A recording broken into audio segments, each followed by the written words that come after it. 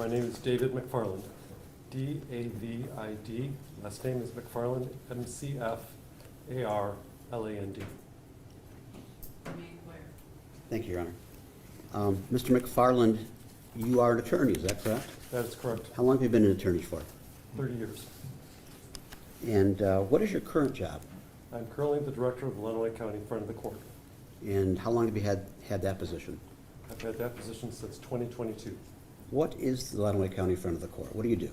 The Lenawee County Front of the Court's job is to assist children in having child support paid to them. We also assist with parenting time and custody issues. Occasionally, we will also intervene in alimony situations. And prior to that, you had your own legal practice. That is correct. And inclusive in that legal practice was family law. That's correct. Okay. In that capacity, do you recall coming in contact with Tanya Zuvers, Tanya Skelton back in 2010? I do. And how did you first come in contact with her? For the best of my recollection, she would have contacted the office to set up an appointment, and we would have met with her in September of 2010. Okay. Did you actually meet with her? Do you recall meeting with her in her office sometime, at some point in time? Yes, I meet with all new clients in my office. First they're in the waiting room, and then they're brought back to me, and I take down the basic information to file the divorce complaint and any further documents that are needed. Do you recall when you first met with her? Well, I filed her divorce complaint on the 13th, so it would be either September 13th, 2010, so it either been that date or the day before. Do you recall on September 13th that there being a situation of some urgency? Yes, there was. What do you recall of that? So I have reviewed the court records, and what I refreshed from that is that there had been a situation where the children were with the father, two of the boys were, and the third child was with Tanya. All right, let me approach, Your Honor. Yeah.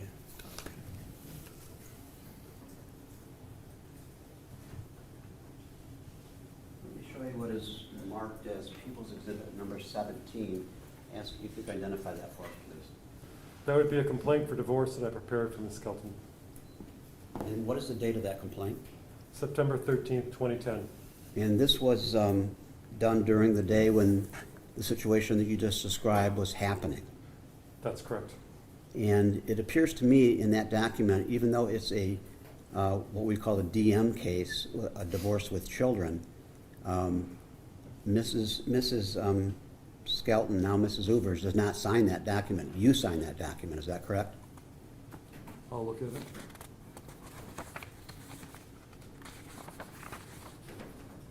Yes, the actual document itself, I signed as her attorney. And again, because of the urgency involved in this, the complaint for divorce doesn't even request child support. Is that correct? That is correct. In a normal situation, that when you're filing for a divorce with children, and one of the prerequisites here in Lenawee County is something related to a front of the court hearing. Is that correct? That's correct. Could you explain that, please? So in Lenawee County, new individuals who are going through divorce have to go through what's called a financial intake. At that financial intake, their financial situation is assessed. There's a recommendation as to what type of parenting time should occur. And then based on those factors, a child support recommendation is made. There's a 21-day time period that the parties have a right to file an objection before it becomes an order. So this was all being filed on 9/13 of 2010, with only you signing the document. Was that in part to get this through quickly? Yes. 9/13 of 2010. Do you recall what day of the week that is? I do not remember off the top of my head. Okay, I'm going to show you a 2010 calendar, September.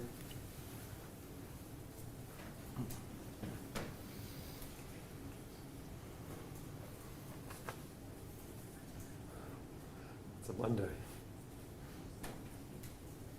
You said that was a Monday, and you said that with kind of like a wow in your voice? Well, Mondays are motion days in the morning, so those are cram days in the morning, and then the afternoons are our pretrials for the attorneys who practice divorce. So it'd be a very jam-packed day. All right, now I'm going to show you what's been marked as People's Proposed Exhibit number 18 and number 19. First of all, let's start with 18.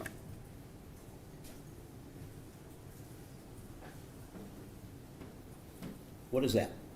That's an ex parte motion to not change domicile. And this is a document that you prepared as well? That's correct. And what was the intention of this document? The intention of this document was to keep the children of the parties here in the state of Michigan, more specifically in Morenci. And what is the date of this document? That is dated the same date as the complaint, September 13th, 2010. Okay. And exhibit number 19? Now I'm looking at 19. And what is that? That is an ex parte. I had put in motion, but the court had written on top of that order to not change domicile. So this was the proposed order to your ex parte motion that you filed. Is that accurate? That's correct. Okay. And was that document signed? That document was signed by Judge Noe. On what day? September 13th, 2010. So all of this is occurring on that Monday. That's correct. And you indicated that someone crossed out the word motion and wrote in the word order. That's correct. Did you do that or did someone else do that? I think if I would have done that, I would have actually reprinted the entire document because it's kind of embarrassing to just file something with a word crossed out. But you were hustling. Yes, I was. Is there anything else handwritten in there? Yes, the judge has written in, further, the minor children shall remain in Morenci schools until other order of this court. Okay. And that was written in below the printed in portion of the order? Below the typed section, yes. What does that portion of the order state? Okay. It says, upon reading the ex parte motion and to not change domicile and the court being fully advised in the premises, it is hereby ordered and adjudged that neither party is to change the domicile of the party's minor children, Andrew Ryan Skelton, DOB 11-2021, Alexander William Skelton, DOB 11-4-2003, and Tanner Lucas Skelton, DOB 10-20-2005, outside of the state of Michigan until further order of this court. And then below that was the area that was handwritten in. That is correct. Okay. So all of this was hustled through on September 13th. That is correct. On a Monday, which is a tough day to get things done in this courthouse. That's correct, because Monday mornings are motion days in front of the court on family law matters, and then Monday afternoons are pre-trials on family law matters. And during this stretch of time when you're getting these papers together, you're aware of what's going on? Yes. What's going on? What's going on is that the two children have been removed from the state of Michigan and are traveling potentially out of state, and the mother is panicking and immediately hiring me and wants to know what can be done that day.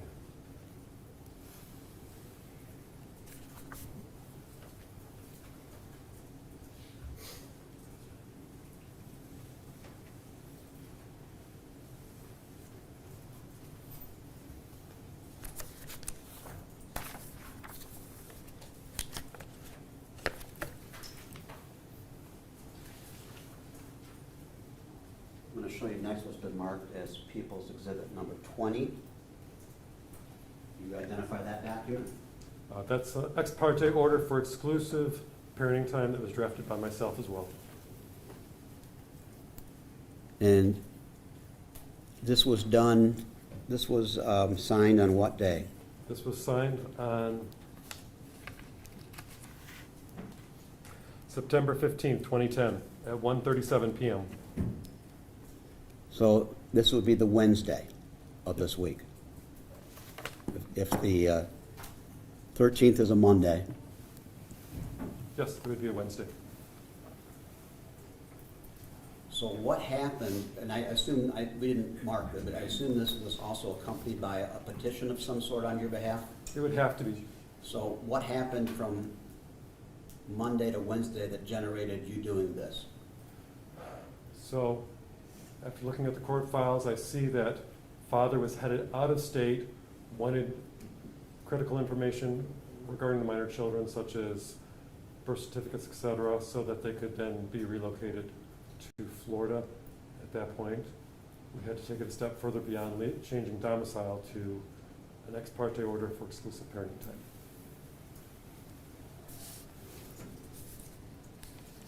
And at this point in time, are you aware that your client is on her way to Florida, or maybe in Florida? I don't think I had I had brief communication with her, but she was traveling, and so some of those events happened outside of the scope of my knowledge. Okay. Did you become aware that they had reached Florida? Did you become aware that they had gone to Florida at some point in time in the divorce proceedings? Yes, yes. And did you become aware at some point in time what had happened in Florida? I had learned roughly the 27th that Harvey Kaselka had been retained as the attorney for the defendant, and I think on the 28th is when a motion had been signed by the judge in Florida bumping the case back to Michigan. Okay, I'm going to approach again, Your Honor, and I'll show Mr. McFarland Exhibit 21. Can you identify that for us, please? That's a final order regarding return of the children to Michigan, and that would have been a document, as it shows on the very top, from the Circuit Court of the 4th Judicial Circuit in and for Duval County, Florida. This is a document you did not draft. That is correct. This is a document that was drafted in Florida, signed in Florida, but later converted and put into the court file here in Lenawee County as part of the chain of what happens. That is correct. Okay.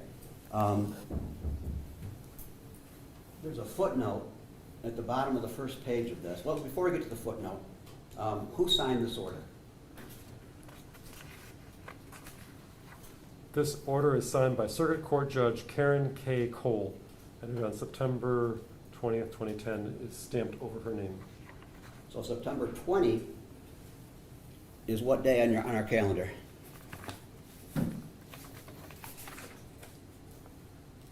That too is a Monday. So we're talking about 1 week after you filed the complaint for divorce here in Lenawee County. Yes, and then, yes. Go ahead. You can finish. Okay, and then also the judge had signed that the children were not to be leaving the state of Michigan as well. Right. So in that stretch of time, you obtained a exclusive parenting time order, and all of this generated Judge Cole's order that was drafted, and you just read the date that she signed that. That is correct. Now, again, refer to that footnote on the top page of that document. I'd ask you to read that into the record, please. Including that the wife is a registered sex offender in Michigan as a result of a reported brief involvement 19 years ago with a 14-year-old boy. The wife served a prison sentence and completed parole. The wife and husband both testified that the wife has had no additional criminal or sex abuse involvement since that time.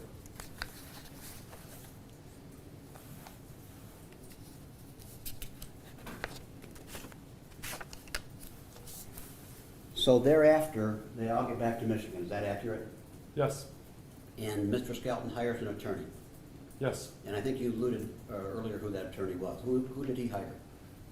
Mr. Harvey Kaselka. Okay, Harvey Kaselka became Mr. Skelton's attorney. And did you know Mr. Kaselka prior to him becoming Mr. Skelton's attorney? Yes, he was a circuit court judge, and I appeared in front of him numerous times. So after his judicial practice ended, he went back into private practice as an attorney handling family law matters, much like yourself. That's correct.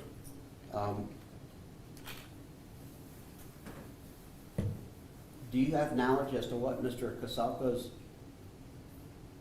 role was in Lenawee County prior to him becoming a judge? It's my understanding that he was previously a prosecutor before being the circuit court judge. He was a prosecuting attorney here in Lenawee County. Yes. Okay.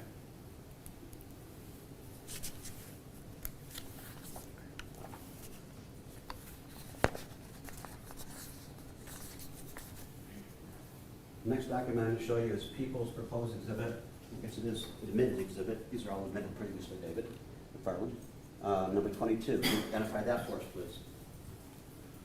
That is a motion to rescind all previous custody orders and to grant defendant physical custody of the party's minor children. What's the date of that document? It is court stamped September 27th, 2010. So this would have been approximately 1 week after Judge Cole's order. Yes, again, another Monday. So in the interim, Mr. Skelton apparently hired Mr. Kaselka, and this motion was filed to push the matter forward. Is that correct? Yes, All right. Now, is there a hearing date on that document at all, anywhere? yes. On the third page, it indicates notice of hearing set for Monday, October 18th, 2010, at 10:30 a.m. before the Honorable Margaret M.S. Milley. Now, in between that period of time, some discussions occurred about parenting time? Those discussions would not have occurred with me, but between the parties. Okay. Talking about Mr. and Mrs. Skelton. Yes. Okay. I'm next going to show you People's Proposed Exhibit number 23. Can you identify that for us, please? It is a stipulation, and the next page is an order regarding parenting time, and it shows it was signed by the judge on October 11th, Judge Noe, on October 11th, 2010. Is this a document that you prepared? Yes, Okay, and you did that at the direction of your client? yes. What was the stipulation? The stipulation was a stipulation regarding parenting time. Okay, so what exactly were the details of that? Defendant father shall have parenting time with the party's minor children every Wednesday from after school until 7 p.m., beginning October 6th, 2010. Second clause says the defendant father shall have parenting time with the party's minor children every other weekend from Friday at 5 p.m. to Sunday at 7 p.m., beginning October 8th, 2010. Third, that the defendant father will not consume alcohol of any kind while he is exercising parenting time with the party's minor children. 4, this order will remain in effect until the hearing date of October 18th, 2010, currently scheduled in this manner. The October 18th hearing date was the one related to the motion filed by Mr. Kaselka on behalf of Mr. Skelton? Yes, And did that hearing ever occur? I do not remember it ever occurring. In essence, the stipulation resolved that issue. Yes, Now, from that time onward, in a divorce case involving minor children, there would eventually have been a pretrial set, right? that's correct. And we're talking about the middle of October. As we get into November, what's going on with the divorce, if anything? I do not recall much happening at that point at all. In other words, there was not a lot of communication between myself and my client, meaning that there were no hot button issues that I needed to address. Okay. Things begin to pick up significantly for you the day after Thanksgiving. Yes. What happens the day after Thanksgiving as it relates to your involvement in this matter? So, I was working in the office. The day the court was closed, trying to get caught up on cases, and I received a phone call from Ms. Skelton. And what did she advise you of? She advised me that she was at the house where Mr. Skelton resided, and there was no evidence of where the children were. So there was visitation for Mr. Skelton on Thanksgiving period? Unbeknownst to me, yes. So that would have been differently than the stipulation and order for the parenting time, correct? Beyond the scope of it, yes. Yes, in addition to it. Yes. Okay.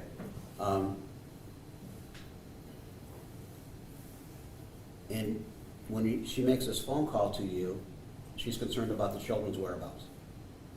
Extremely How was her demeanor? panicked. What happens next? She wants to have some sort of the police present, and no one will take her seriously. She indicated to you she tried to call the police? Yes. Okay. What happens next? I believe she called the Morenci police, and she was not getting anyone to come out there to help her. So I told her I would call them. Did she ask if she could go into the home? Yes. This would have been her home. Yes. that she had before, but she was separated from her then husband. Correct. Okay. She asked you if she could enter the home. What did you say to her? No, don't. And why did you say that to her? I just thought if it's a crime scene, and if she goes in there, it could disturb some of the evidence that's in that house. So you indicated you called the police department in Morenci. I believe it was Morenci. What happens next? I let them know that this was a serious matter and that someone needed to come out there immediately. And did they do that then? From talking to Tanya, yes, they did. So in that short-term period on the day of November 26th, do you know what happens in the immediate aftermath of that phone call? No, I don't remember at that point what happened further. I mean, I know we needed to proceed further to do something, like filed with the court, but no, I don't remember anything further on that day. So by the time the weekend is over, you're brought up to speed and you're doing more court pleadings on Monday. Is that correct? That is correct. I'm going to show you next what's been admitted to evidence as People's Exhibit number 24. Can you identify that for us, please? That's an ex parte order for exclusive parenting time. And again, this would have been accompanied by a petition to the court. Yes, an ex parte motion. And was that ex parte order approved? Yes, it was signed by the judge, Judge Noe, on November 29th, 2010 at 3:47 p.m. Another Monday. Yes. Yeah, I don't have the November calendar. What does that order state? That states, upon reading the ex parte motion for exclusive parenting time and the court being fully advised in the premises, it is hereby ordered and adjudged that plaintiff mother Tanya Lynn Skelton shall have exclusive parenting time with the party's minor children. Andrew Ryan Skelton, date of birth 11/20/21, Alexander William Skelton, date of birth 11/4/2003, and Tanner Lucas Skelton, date of birth 10/20/2005, until further order of this court. Is that a document that you yourself prepared? Absolutely.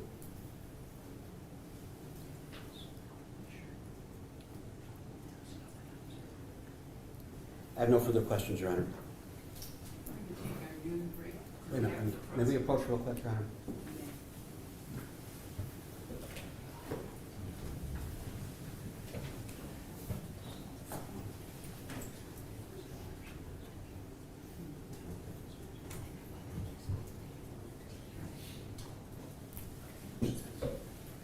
We'll continue across. Good morning, Mr. McFarland. Good morning. I'm going to be really quick. I know you have things to do, and I appreciate you making the time.